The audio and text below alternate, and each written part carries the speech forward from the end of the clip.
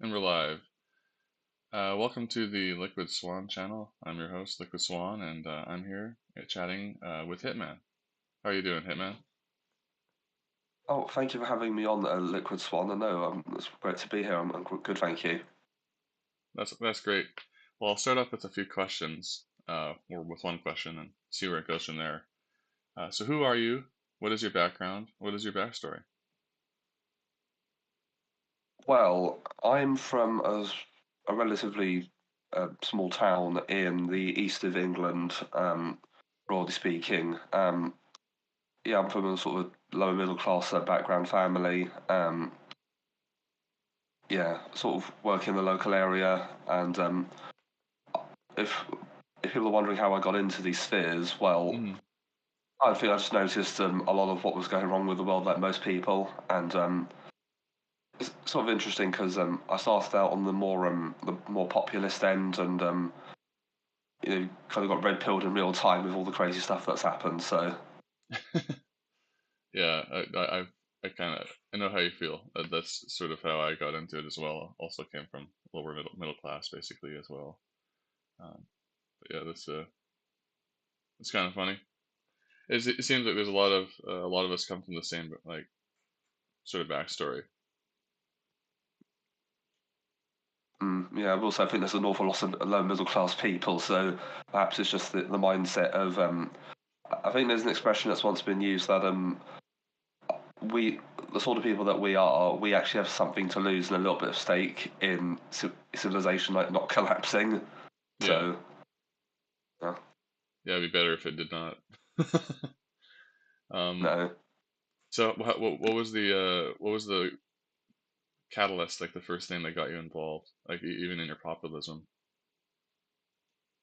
Well, it's a funny story because many years ago, I remember not really being that political, Mm, but I do just remember like one day because I used to read the paper back in the day, sometimes on my lunch from work, and I remember once picking up a copy of the Daily Mail, and on the front of it, it was Godfrey Bloom, a UKIP, a politician and candidate, and it was like, why do we keep sending aid to Bongo Land?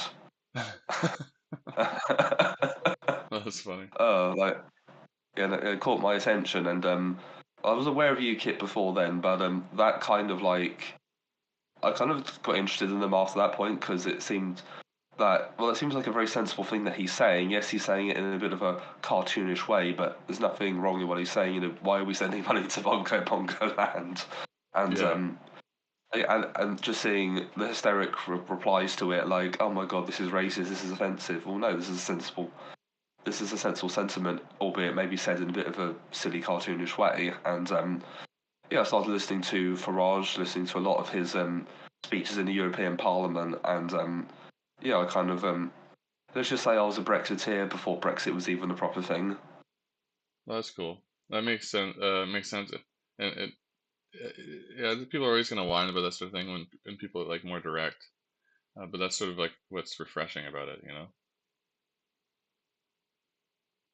Oh Like, no, certainly, because there's a lot of people didn't really come interested in Brexit until Cameron announced a referendum, and because many people didn't really think of it, whereas I was somebody who was very invested in the issue for a long time.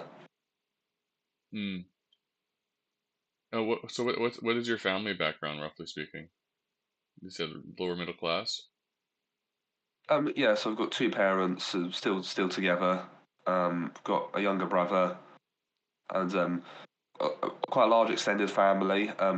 I've got actually a lot of extended relatives, so uncles and cousins who live in the United States. So uh, I've not seen them in a long time though. Did they immigrate after, or like a long time ago, or? Well, one of my uncles, in fact, two of them I know moved out in the '80s, so they've been there, a long time now. And I've got another uncle who's retired out there, so they moved more recently. Hmm. Is that common in your area? Like people leave, or most people stay? No, I'd say my family is a bit unconventional in that respect. I don't think that how many people's families are that scattered around. Oh, yeah, that's I just think it's Because with my two uncles that moved in the 80s, they just kind of visited there when they were younger, and then they just became very enamoured with the land, and they decided to, they found love, and they married and they settled down. So, Well, that's nice. You know, I've I find that happens quite a bit. Like I sort of did the same thing in some sense, um, but my wife was here from Brazil, so oh, just interesting. just the opposite. But that also draws me to Brazil because you know despite all its problems, it's got a lot of upsides. But I did go back to England 2022, or I went to England 2022. It was my first time there, and there was some sort of like feeling, like I go there and I see my people in a sense. Um, I mostly English, and even in Canada, you don't see your people. You know, you see like Filipinos and nothing wrong with Filipinos, but you see a lot of Filipinos and a mixture of all sorts of different Europeans, but not quite Mm. the English phenotype anymore. Not the same as it is in England, anyways. But Well, the thing is that that's starting to be become more noticeable as of recent, sadly. in England, Well, or just seeing a lot more non British people here. yeah, no, I did notice. Well, when I was there, I felt like during the weekday because I was there for quite a few weeks. When I was in the south in Wiltshire, if on the weekends, it was all like white people going around town, but then in the on the weekdays, it was all like just random um, Middle Easterners or something, just milling about, doing nothing all day. I don't know. Maybe they were doing something, but it looked like they were just hanging out, smoking cigarettes Mm. outside like Yeah, hotels and no, stuff. yeah, no. In terms of the non-British population, it tends to be the Indians and Pakistanis for the most part, and then a smattering of others. Yeah, it's not so. Just don't stop coming, you know. Um, No, they so really do not. Sorry. no, no, okay. Yeah, yeah, no, I know what you mean. Yeah, it's nuts. Um, so what what projects are you currently working on, and are you working with anyone else in the sphere? How is that going? Well, at the moment, I have a series with my good friend Hunger the Dye Merchant. Mm, Speaking of Middle Eastern people, yeah. and we're looking at the book, the Chatham House version, and other essays by Eli Kaduri, and it's a collection of essays looking at the making of the modern Middle East and sort of giving an explanation of why that zone is so troubled and full of turmoil. And I think what's quite interesting with Kaduri is because interesting because Hunger actually recommended this book to me because he discovered it because of Curtis Yarvin, a Moldbug, who Mm, recommended it to him, and so Kaduri has a very kind of reactionary interpretation of the Middle East, and he says the problem is that people have got this perception that it's the reason it's a mess is that the West went in and just kind of messed things up, which is true to an extent, but Kaduri says no, the Middle Easterners are just as much to blame. It takes two to tango, so to speak. mm. What's his sort of major idea there, like in terms of like what I mean, I can see like the Western uh issue causing them, or Western people causing the problem when they went and try to organize them. But what do you think? What does he say about like their cause? Like what are the Middle Easterners doing that's causing them to have problems? And according to Uh, him, well, ultimately, this is where things get a little bit personal with Kaduri because his background, he was an Iraqi Jew, and those who don't know, Iraq had for centuries a Jewish community. A lot of them were in Baghdad. I think prior to the expulsion of the Jews from Iraq, they actually made up 25% of the population of Baghdad, and mm, Wow. But yeah, yes, and the things with the Middle East, they're not the only example. There's lots of cases of these little ethno-religious communities. So there are the Assyrian Christians in Iraq as well. There's also the Kurds. You also have the lots of other Christian groups like the Nestorians and the Oriental Christians. And then I mentioned Hunger and in Lebanon, you've got a Christian community there as well, Maronite Catholics and Orthodox, and you even got Palestinian Christians. So it's not just all homogenous like Arab Sunni Islam. No, yes, they are a certain plurality, but you've got all these different other ethno-religious groups that are all living amongst each other. And one of the reasons Kaduri has a problem with the modern Middle East, and so the West isn't so much to blame, is that essentially they came in and they wanted to introduce modern, liberal, nationalism, and Mm. that was a disaster because with Iraq, so Iraq is essentially a multi-ethnic, multi-religious country, and it was essentially empowered when the Kingdom of Iraq was set up to basically be a Sunni Arab pan-nationalist country, and the whole modus operandi of that state was to essentially push for Arab nationalism and try to take over the Middle East. And when they would try, the thing is, if you want to be a great power of that nature, it is an army. And the thing is, another aspect of Iraq I've not mentioned is that most of the Arabs there aren't even Sunni. Most of them are Shiites, and Mm. those two groups of Muslims don't necessarily get along together. And so when they would try to levy conscription to raise an army, they would just the Shiites would revolt and not serve. And so Mm. you just have these very dysfunctional governments that are set up where these specific no religious groups are put in as an elite class to just basically exploit and extract the rest of the population. And what's even more, I'm going to say, is disgusting is, Britain it was supposedly the overlord and of that area, and was the great power in which Iraq had to give some allegiance to, and Mm. yet, the Iraqi government perpetuated the Assyrian genocide, and Britain did absolutely nothing to prevent that from happening. Wow. It's that's that's crazy. Like how divided everyone is. Like they got even got the Druze and stuff as well. I wonder if it would be better under like a sort of a Holy Roman Empire sort of like all these little tiny communities instead. Um, Well, the thing, well, the thing is that as I've gone over, Kadui kind of goes over, and as I've gone over in other streams on my channel, but the real tragedy of the Middle East was, as flawed as the Ottoman Empire was, it at least had some semblance of order and stability, and its destruction has had significant consequences. Because the Ottomans, yes, the sultans were caliphs of Islam, and so yes, they're an Islamic power. They also had a system for various non-Muslim people. So they had the various millets. So you had the mm. Military Rum, or the Nation of Rome, which was the Orthodox Greek millet. And then you, of course, had various other ones. You had one for the Maronites in Lebanon, you had one for the Assyrians in Iraq, you had one for the Jews. And so all these groups have an ethnarch, so a representative of themselves as a go-between the group and the Ottoman government, and that worked.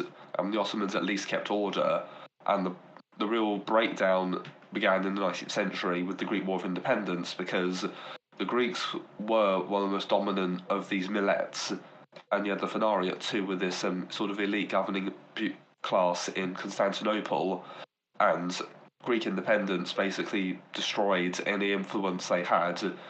And because funny enough, my actual first ever appearance on YouTube in Arceus was actually as a guest on Apostolic Majesty's channel discussing Greek independence. And so if people want to check that out, you can go and find it on AM's channel. And yeah, so we're looking at the Middle East and the wider sort of post-Ottoman world. Um, a lot of Yeah. people in our spheres think nationalism is good, and right, it is good to an extent. You should be for your people, but sometimes nationalism can go too far. Like sometimes it can lead you to do really silly, destructive things, and sometimes it's not that's not a comfortable thing to admit.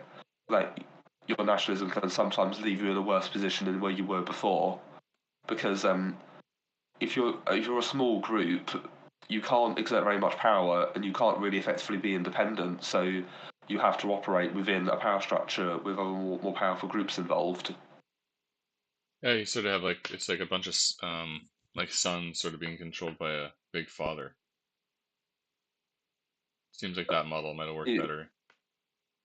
yeah, and it was that to an extent. That's interesting. I haven't heard that point of view yet, so that's pretty cool. I'll have to check out your stream. Um, and is this an ongoing series right now? Yes, so I'm actually doing audio recordings of all of the essays, and there's about 13, and I've done 5 thus far. And Hmm. me and Hunger, when we can, we're then coming together and having discussions on the essays. So we've done 2 discussions discussing the first 4, and when we next meet, which will be later this month, we'll be discussing the 5th essay, the one which is on the Egyptian Revolution in 1919 through to 1922. Mm-mm. Yeah, will that be on his channel, or do you have one? Oh no, he doesn't have a channel. No, it's on my channel. Oh, okay, okay, cool. I'll put that in the link after the recording's done, so people can go check that Mm. out. When you're And ready one for it, other anyways. certainly, and one other aspect I think I should get into is people talk about the sort of legacy of the British Empire, and they think that oh, the British Empire was this evil, reactionary, racist, conglomeration that just wanted to exploit brown people. But when you look into some of these events, like the essay which I mentioned, the most recent one, which is on this Egyptian revolution, honestly, I nearly had an aneurysm reading that essay because it was so frustrating seeing how disorganised the British elite were in negotiating with the Egyptian nationalists. They were completely outmaneuvered and outplayed, and basically just kept like cucking to these rabid nationalist demands, Hmm. and at no point did they ever. And when even the idea of using force to crush this dissent was even considered, they were like, "No, we can't do that. That's too violent. We would turn them more against us."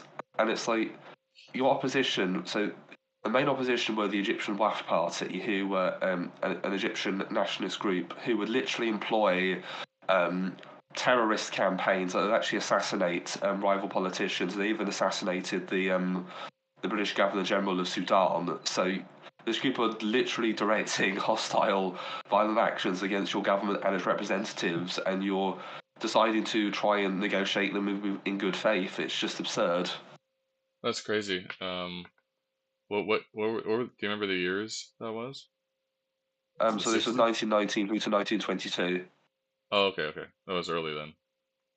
Yes, this is yeah, just after World War One, because Egypt had been a protectorate, but in 1922 it was formally granted independence, though the British still controlled the Suez Canal and were allowed to occupy the Sinai. That's nuts. Um, uh, yeah, that's interesting because like we basically in Canada basically learn about Nasser and that's about it, and they don't tell you anything else essentially. I guess if you look it up yourself, maybe, but yeah, Mm. that's sorry, go ahead. Sorry, well, no, NASA's an interesting figure, but I can kind of understand why maybe you don't learn that much about him in Canadian history. I think there are more important figures for Canadians to learn about, like I don't know, maybe Laurier or something, possibly. Yeah, yeah, I was learning about the stupid railway that doesn't work anymore. But do you know how much it costs? So if you take, this is, cool fact, but if you take a train from Vancouver to Edmonton or the other way, which isn't too far, right? Um, it's like $6,000, and sometimes you can get like a cheap deal for like 3,000. And so Edmonton's Alberta, isn't it? Yeah, it's like the next province over. For $6,000 to get a train. Yeah, there and back, and then sometimes you can Oh get a my deal for god, three. Yeah, and if you take first class, it's like 30 grand, and all that's nuts. that just means you get a bed instead of a chair. Yeah, and it's slow. Apparently it's beautiful, but no way. I'd rather just drive or fly. Um, Or the elite pricing ordinary people out of like basic travel. yeah, yeah, I think sometimes people will take it just for fun, like once in their life, but and you never get good reviews because it's just way overpriced. Like to fly, well, flying's kind of expensive, but it'll be maybe $500 to fly. Um, but then you're there in Mm. like an hour and a half, not 12 hours or whatever it takes for the train. Yeah, the British rail system is in a very bad state as well. So ever since it was privatised in the 90s, it's just been absolute dog's breakfast. Oh yeah, when I was there, I had to get this app on my phone called the Train app or something. You might be familiar. And like the pricing was so random. For I had to go from what was it, Gatwick to Macclesfield, and it costs like £75. But then to come back, it was like 150. I was like, oh well, screw it. Then there was also the strike going on at the time, so I was like, well, I'll just fly from Manchester or whatever. And it was like take $10 for the or £10 for the bus, and then like the flight was like 120, so it was actually cheaper to fly and also more reliable. Um, but yeah, I didn't. And then sometimes I'd look at the app and it'd be like £21 to go somewhere really far away. So I didn't understand. Like apparently they have like these like people like the government owns the tracks, right? And then they That's lease right, them. yes. They lease them to the different train companies. Exactly. So you've basically got this managerial nightmare where all the services are like privatized in the hands of these sort of regional large companies. And I know Sargon has railed against it because he lives in Swindon and he's talked about how in Swindon, if you want to go to London, well, there's only one line, and because therefore you effectively have a collection of regional monopolies, and so which is why the service is crap and it's expensive. I understand. Another example is I know in America with American broadband, from my understanding, it's very similar. They because I think in America they've got like five or six broadcast companies, and each one covers like several states. And if you live in a certain area, you have to use that broadcast broadband company. You can't go to a competitor. Yeah, yeah. They have like zones and they monopolize it. Yeah, it's crazy. In Canada, it's a little different. We have two or three companies um, that do internet, and they're basically monopolies, but they're more like a polygopoly or whatever it's called. They all sort of have the same price, Yeah, and they don't really compete, and no one else can really get in the market.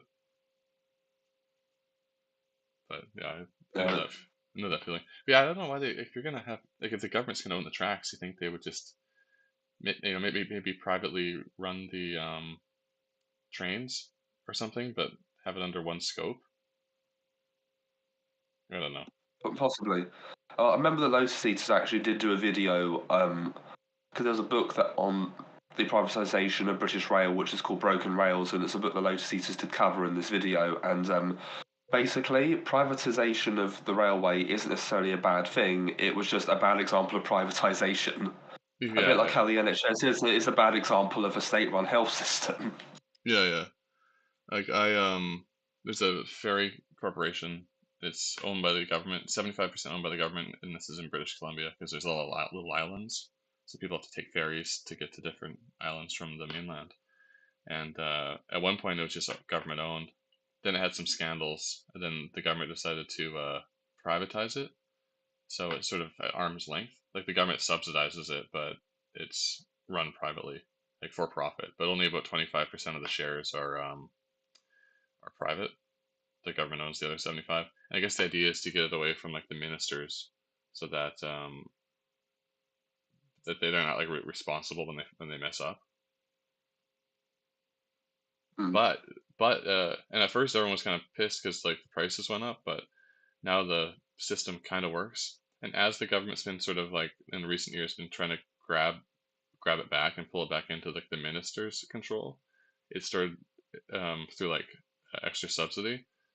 It's the services have kind of turned to shit like a lot more. So it makes you wonder, anyways. No, I think it's just part of the general competency crisis where all the positions are now staffed by like non local ethnic people, shall we say, and Hmm. Everything just falls to shit. Like with the Baltimore Bridge incident. Yeah, yeah. Well, I thought it'd be a cool idea to like apply to be a bus driver just for like fun, just to learn the skill, do a like second job like in my spare time, and then also get a license for driving the bus for free essentially. Um, which isn't, it's kind of handy. Uh, but then I got denied right away despite meeting all the standards and everything. I didn't even get to the second stage. And meanwhile, they're screaming for bus drivers. I thought like, okay, well, I can do some extra stuff like for my community. It doesn't pay a lot, but just for, you know, I figured something I could do, and yeah, just rejected. I think it's because I didn't check off the box where it says, "Are you brown?" Yeah, I felt that. I've applied for some jobs in the past, and it's like it's like background questions. Are you from a disadvantaged background? No. Are you gay? No. Are you like a minority? No. You've not been offered an interview. Oh, I wonder why that is. I've been thinking of writing a new one up and going in and like checking off the box where it says like, yeah, I'll say I'm gay, I'm trans, I'm a lesbian, uh, I'm brown, and I'm disabled. I'm thinking of going in like that because maybe if I was a gay, trans, lesbian, disabled, brown bus driver, that might be like a good look for them. But Mm. I don't know. Yeah, There's something dishonorable about it, uh, well, there's also this argument that ultimately they want people who are effectively dependent on the system, so they have a form of leverage over them, which they will do over you know, these absolutely freaks of nature, basically. Yes, yeah, it's true. Yeah. Anyways, I got some more questions for you. What are your plans for the future in the sphere? Have you been to? Did you go to Shieldings last year? No, I've not been to any events as of yet, though I am considering going to the event this year, so we'll need to see about that, but I'm thinking of going. That's cool. I went last year to the U.S. event and spoke. It was Oh, really nice to meet everyone and discuss just talk for hours over a pint and you know see their point of view. And then you realize like you're not sort of like alone. Like you got a bunch of guys sort of on your team and essentially. yes, you form brotherships and camaraderie, so to speak. Oh yeah, since then I've like helped organize different things, and I can recommend people to certain people for things because I know them in a physical sense. That sounds gay. I know them. I know them in real life. So I know they're not Spurg. I know they're not gonna mess things up. So I can like make recommendations, and those like connections are really important. Sort of like a spider web of um, humanity that you can draw on or push people towards. You know. That you've got a network of base people of which you can draw upon and rely on each other. Exactly. Yeah. And basically trust. Um, I've never had any problems with trust with all these people too. It's been fantastic. No backstabbing. Everyone's a real strong brotherhood. Because that's actually one thing I've noticed in these spheres is a lot of people are very high quality, and because if you make friends with someone, you become very good friends with them, and you can actually rely on them. Whereas let's just say I've had experiences in the past with people I made friends with outside of our sphere, and yeah, probably not the best quality people, unfortunately. Yeah, it's hard to find good people, but if you find people that share interests like this, yeah, that definitely helps. Um, so how do you envision the future? Best case scenario. I have another question to follow up after that, but How do I envision the future? Well, I'm not gonna lie, I'm a bit of a pessimist. If we're talking about Britain, it really depends because I'm of the opinion that elections and voting doesn't really matter, but with the recent Conservative campaign for 0 seats, I mean, if that does happen and they do get 0 seats, I'll be a bit more optimistic because at least we have a chance to break out of this absolute paralytic parliamentary system. But if what I fear may happen, which is the Tories will be defeated, but they'll maintain enough support and seats to present themselves as opposition, then I fear we'll just lumber on, and then they'll reform themselves. Or another possibility is the Tories do get destroyed, but Reform are allowed to basically come in and supplant them because this is actually something that might be worth getting your view on, Liquid, because you're Canadian. You might be aware of this, but I know that in Canadian political history, in 1993, the governing Conservative Party, from what I remember reading, suffered a catastrophic defeat where they went from being a majority government to being having like 2 seats after the election. Am I correct in that? It wasn't 2 seats, but yeah, very few. They were very they lost a lot essentially. Yeah, but then what happened from after then is this other party, also called Reform, funnily enough, came along and basically merged with this rump, and they formed the modern Conservative Party of Canada. So even though it appears the Tories were destroyed, they were able to weasel their way back in effectively. So yeah, I've got Yeah. concerns that the same thing might happen here, sadly. Oh man. Yeah, that's so that is a risk, right? It's sort of the same thing almost is happening in my province, which they have like the before it was like the liberals, which were kind of like conservatives and like sort of they're fiscally conservative, but they were like socially liberal. Um, and then you had the NDP, which is socialist essentially, or they call themselves democratic socialists, but we all know what that means. And but now there's a conservative party. It's always been around, but it's always been extremely like rump, and they're actually getting ahead right now.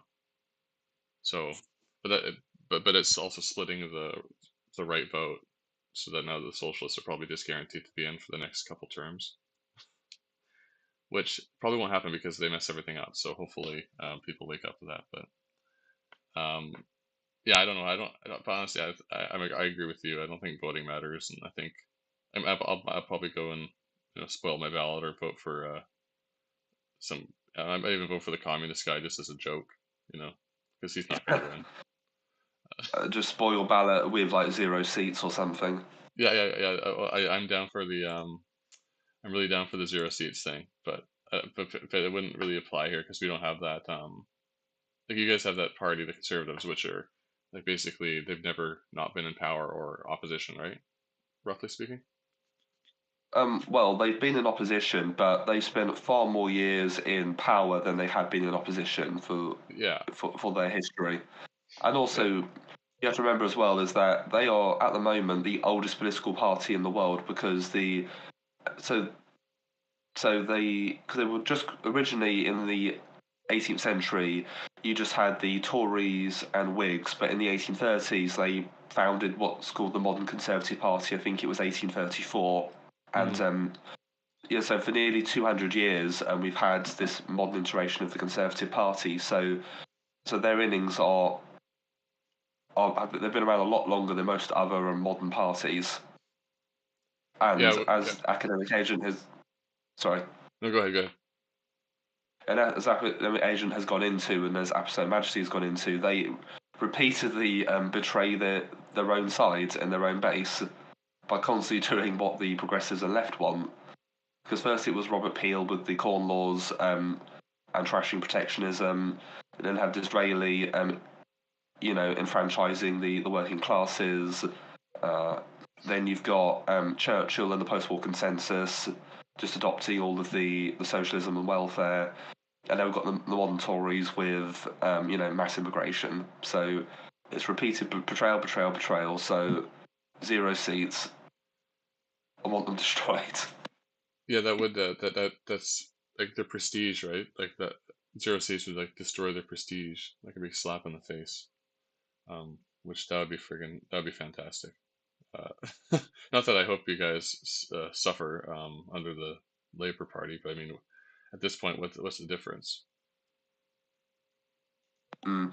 Well, the thing is, if we had a repeat of '97, that would be terrible because you'd have a Labour majority, so they could do whatever subversive shit that they wanted to, but they could at least pretend there's some opposition. Whereas the Labour 600s, zero seats for the Tories, yes, they've got that disgusting majority, but you can hardly call that a democratic system when, especially if in that scenario, I suspect that turnout would be terrible because none of the Conservative people are going to vote, which is why the Tories have got zero seats.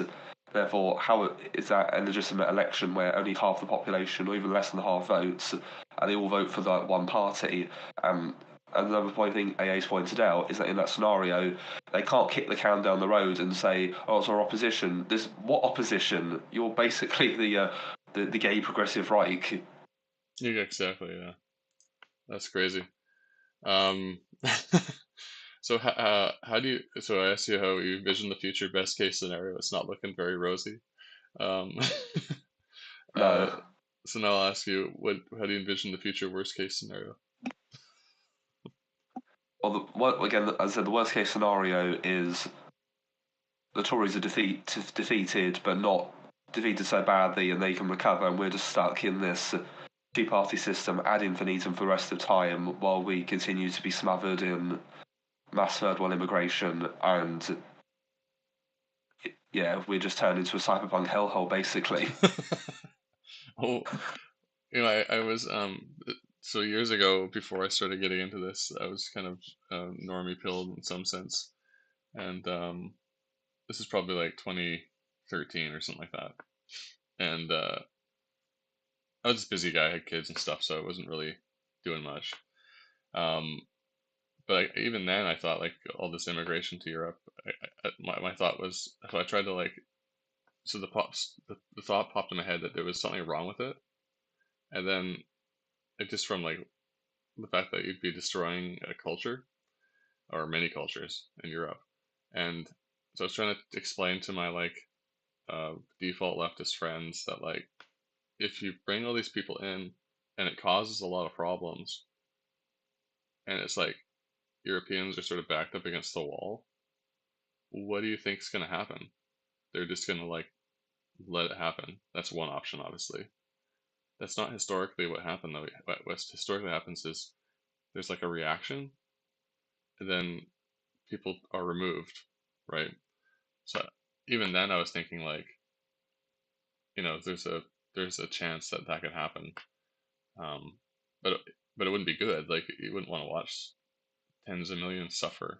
But it's almost it's almost like the people I was talking to couldn't understand that, and they were like, either they thought it wouldn't happen, or they thought like they didn't care about the tens of millions of invaders being men, women, and children being like forced out in one way or another.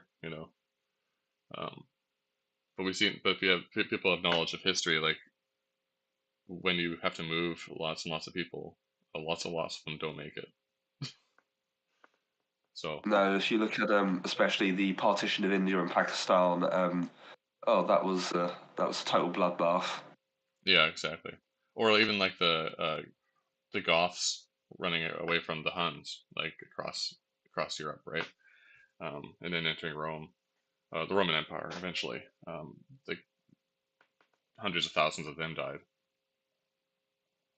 Yeah, But yeah, the great Germanic migrations because it wasn't just the Goths. the You Alans, had yeah, the Alemanni, the Vandals, the Saxons, the Franks.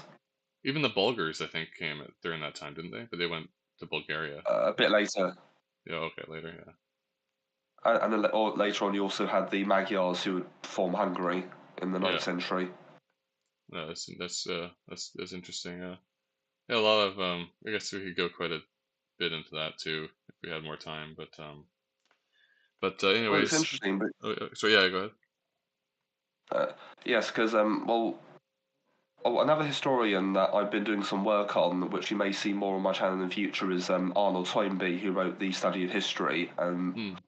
Yeah, because he's one of the prophets of doom that AA covers in his book, and I think Toynbee gets a bit neglected because so many people have read Spengler, and people kind of bounce a bit off Toynbee because he's a lot more empirical in his worldview. But I think there's a lot of interesting insights and interpretations he has, so I certainly think more people should check him out. But all of this idea of mass migration and the death of civilization is something he talks about. So there's this concept he borrows from a lot of 19th century German historians called the Die Völkerwanderung, or literally the bulk wanderings or the mass movement of peoples, essentially. Hmm. And he says often at the death of a civilization, you have a mass movement of people who crash into the old decrepit structure of an existing civilization, destroy it, and then settle amongst its ruins to found a new civilization. So, for example, all the various Germanic tribes come in, destroy Rome, and then with the church